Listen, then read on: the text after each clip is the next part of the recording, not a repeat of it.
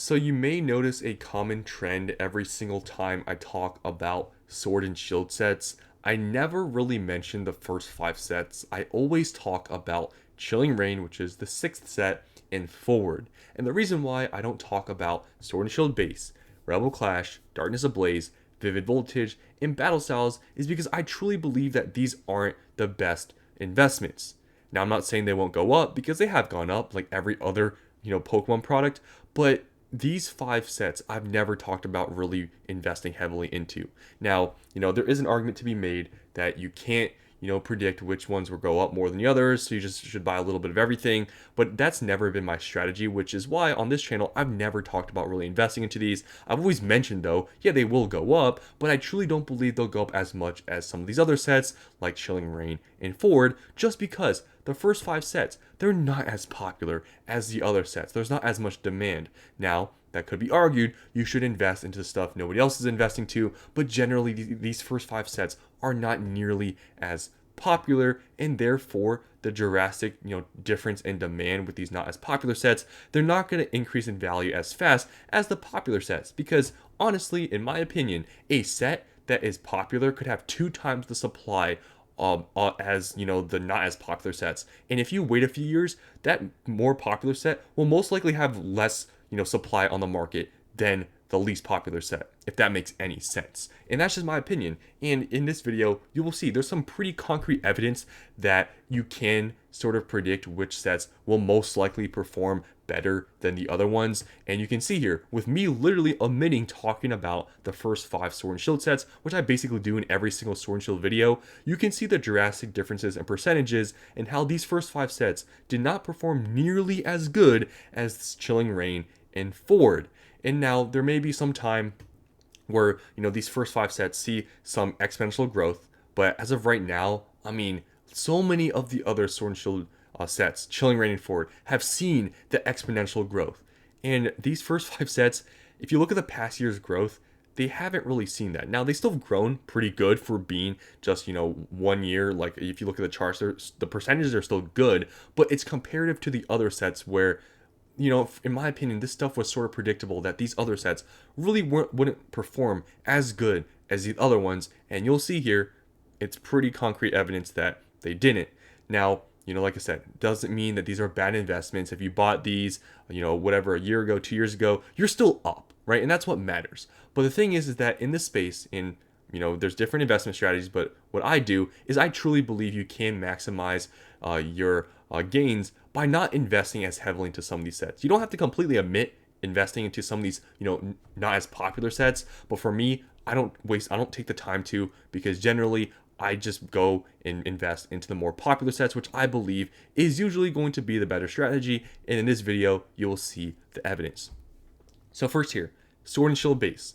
So Sword and Shield base, you can see in the past year, has had a 54% gain. That's still very good. For Sword and Shield base, 54% a year, that's still good. But you'll see, as the other sets have grown, it's not as good.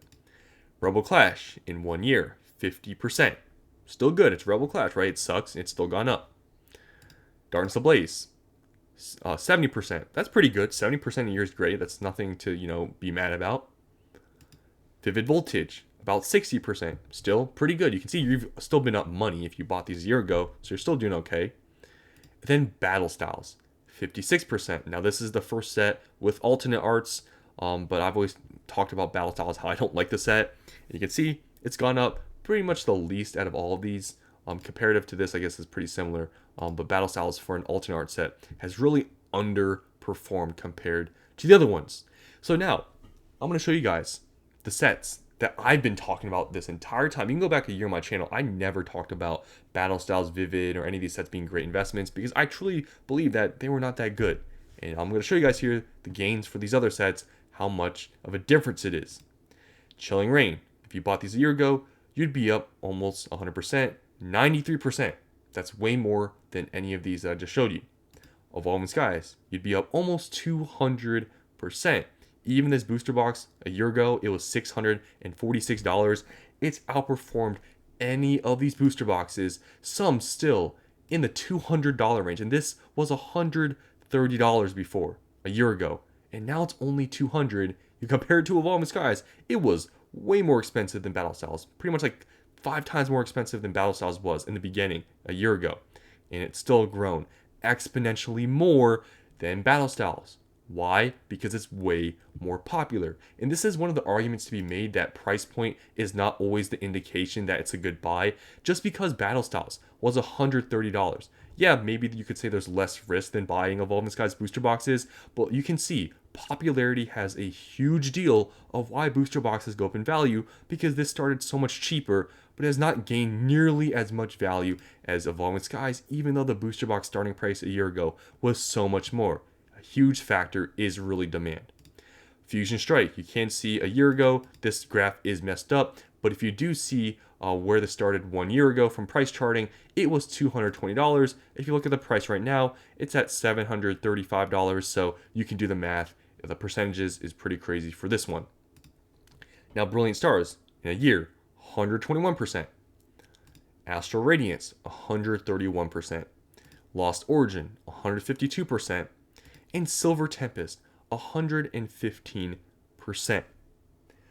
So, you can see here, there's very concrete evidence, if you look at Sword and Shield, that the sets that are not nearly as popular as, Chilling Reign and Forward, because everybody talks about Chilling Reign, Evolving Skies, Fusion Strike, Brilliant Stars, Astral, Lost Origin, and Silver Tempest, these are the more popular sets. And you can see the more popular sets have gone up way more than the first 5 sets, which are not nearly as popular. Sword and Shield base, you can see it's not nearly as performing as well as the other boxes. Same thing in Rebel, Darkness, Vivid, and Battle Styles.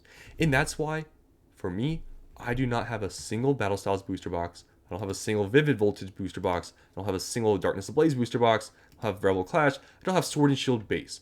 But I do have many of the booster boxes, Chilling Reign and Forward.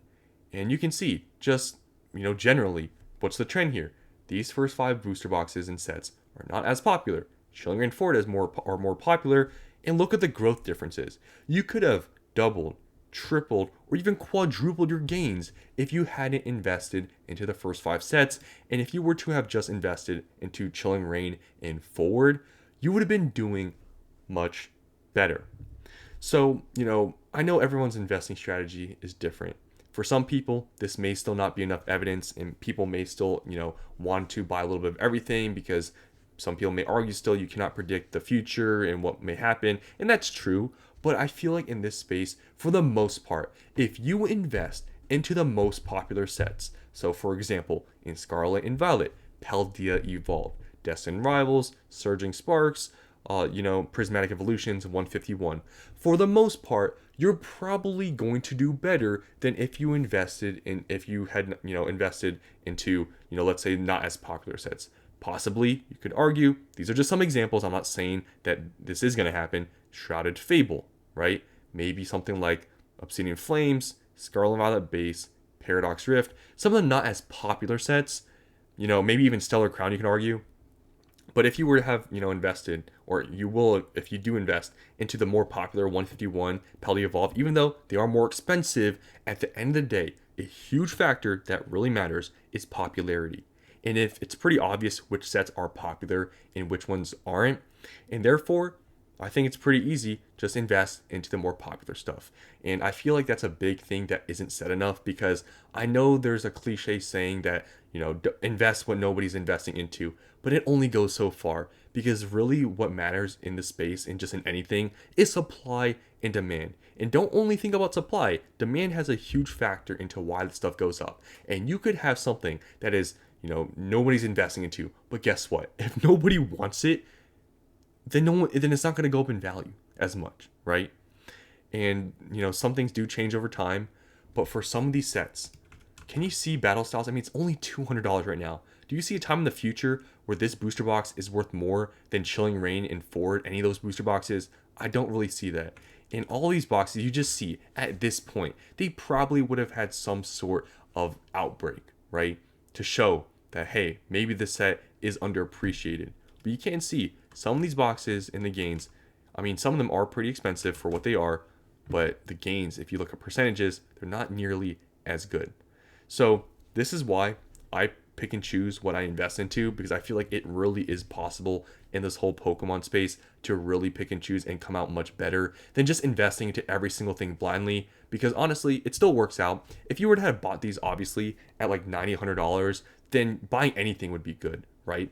But if you're investing at a higher price point, like for example, Scarlet and Violet, I feel like pick and choosing the more expensive stuff, you're probably going to come out better than if you're buying, some of these not as popular sets that are, still pretty expensive for what they are. And that's just my opinion, but, I know some people out there still buy a little bit of everything, and there's nothing wrong with that. You can always buy a little bit of everything, maybe go heavier into the good stuff. That's always a good strategy, so you're diversified. But for me, I just see there's a lot of concrete evidence that avoiding these not as popular sets, you'll come up way better if you just invest into the popular stuff. So that's just my opinion, but I think there's some pretty concrete evidence here. What do you guys think? Have you guys invested into the not as popular sets, like from Sword and Shield, like Rebel, Darkness Ablaze, Vivid, or Battle Styles? Or did you guys skip all these and just invest into Chilling Reign Forward? Because that's what I did, and obviously percentage-wise, I'm doing much better doing it this way. But maybe I just got lucky, but I think the evidence is here. Out of all these boxes, it's pretty clear. But that's all for you guys here today. Hope you guys enjoyed, and I'll see you in the next one.